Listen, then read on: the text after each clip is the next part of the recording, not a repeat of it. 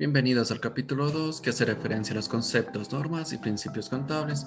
De esta forma comenzamos con los objetivos y características de los estados financieros, donde el objetivo de los estados financieros es presentar la información de la situación y desempeño de la empresa para de esta forma poder tomar decisiones económicas y permitir que la empresa se encuentre en la capacidad de mantener y optimizar sus recursos.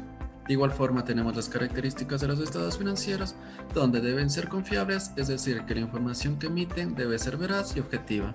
De igual forma debe ser relevante, es decir, que la información que reúne debe ser importante y omitir la que no es. Por otra parte, debe ser comprensible, es decir, que la información que proporciona debe ser fácil de entender para los diferentes usuarios. Y finalmente debe ser comparable, es decir, que la información que estos emitan permita tomar decisiones de acuerdo a periodos anteriores. Entre los elementos de los estados financieros tenemos los activos, que son todos los bienes, derechos y recursos con los que dispone la empresa. También son los pasivos, que es la representación de las deudas y obligaciones con la que una empresa financia sus actividades y solventa sus activos. Por otra parte, el patrimonio es el resultado de los activos de la entidad luego de deducir todos sus pasivos. De igual forma son los ingresos, que es el incremento de los recursos económicos, ya que estos aumentan el patrimonio y el valor de los activos, disminuyendo los pasivos. Hay que tomar en cuenta que la aportación de los socios nunca se tomará como un ingreso, aunque estos generen un aumento patrimonial. Otro elemento son los costos, que representan el desembolso económico a causa de una adquisición de un bien o un servicio. Y finalmente los gastos, que representan la disminución de los beneficios económicos. Los principios contables. Los principios contables es el conjunto de conceptos donde se explican diferentes reglas, normas o convenios con el objetivo de que los estados financieros sean entendidos por terceros. Entre ellos tenemos el principio básico, tenemos los principios dados por el medio socioeconómico, los principios de fondo y los principios que hacen a las cualidades de la información. Entre los principios básicos tenemos el de equidad. Este hace referencia a que el registro de todas las transacciones económicas se deben de ejecutar con igualdad y justicia. En el principio dados por el medio socioeconómico tenemos el principio ente. Este principio hace referencia solo a lo que pertenece a la empresa, es decir, los bienes de la empresa no se deben de mezclar con los bienes de los propietarios. Empresa en marcha. Hace referencia a la actividad de la empresa, las mismas que continúan con dichas actividades en el transcurso del tiempo. Unidad monetaria. Todos los recursos y transacciones de la empresa deben de estar establecidos con la misma unidad monetaria o unidad de medida. Bienes económicos. Este principio hace hincapié a todos los bienes de la empresa que generen ganancias o pérdidas. Partida doble. La partida doble significa doble notación, es decir, este sistema consiste en registrar simultáneamente las dos partes contrapuestas, causa y efecto, que estén presentes en todo hecho contable, afectando como mínimo a dos cuentas. Periodo contable. Los registros económicos de una empresa se realizan en periodos, de manera que estos periodos deben de tener la misma duración para poder comparar con registros anteriores. En los principios de fondo o de evaluación tenemos valoración al costo. Los hechos económicos cuantificables se registran al costo, es decir, que la adquisición de activos o producción de bienes o servicios deben registrarse al costo total de adquisición o producción, es decir, incluir todos los gastos adicionales como transporte, seguros, impuestos o fletes. Devengado.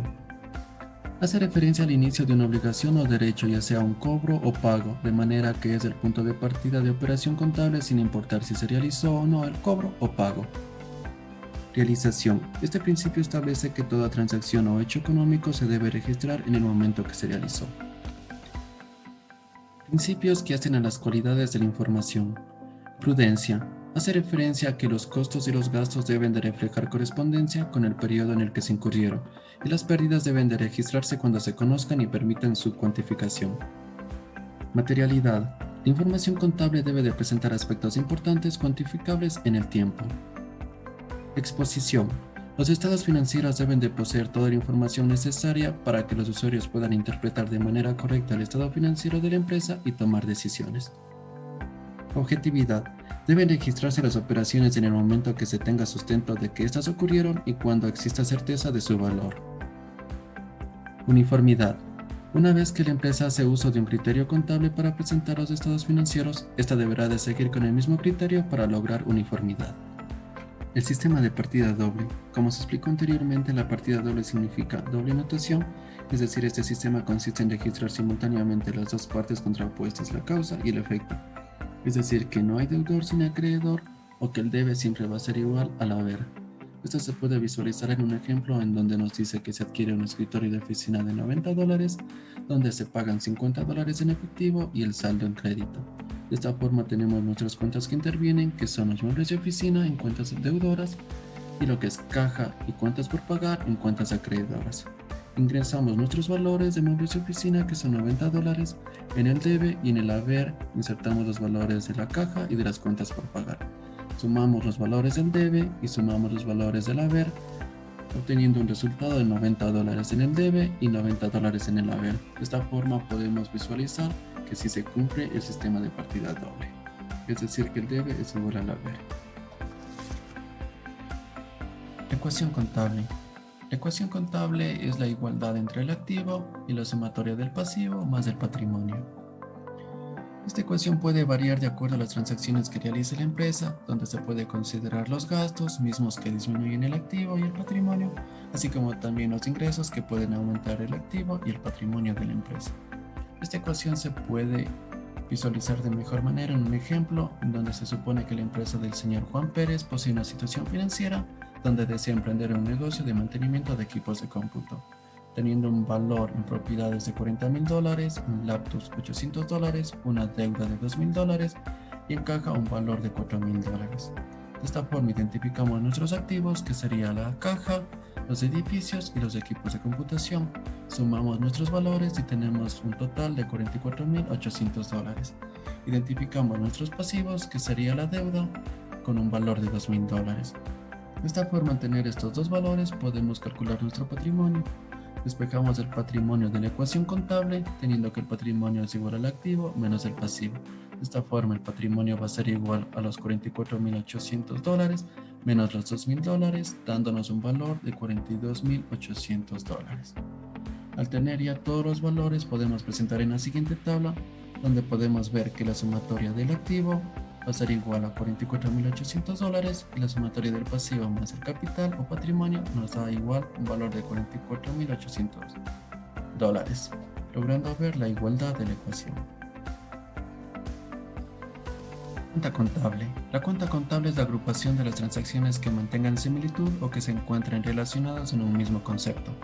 Por ejemplo, los ingresos o egresos relacionados con el efectivo estarán en la cuenta caja. La adquisición de escritorios de oficina se encontrarán en la cuenta muebles de oficina.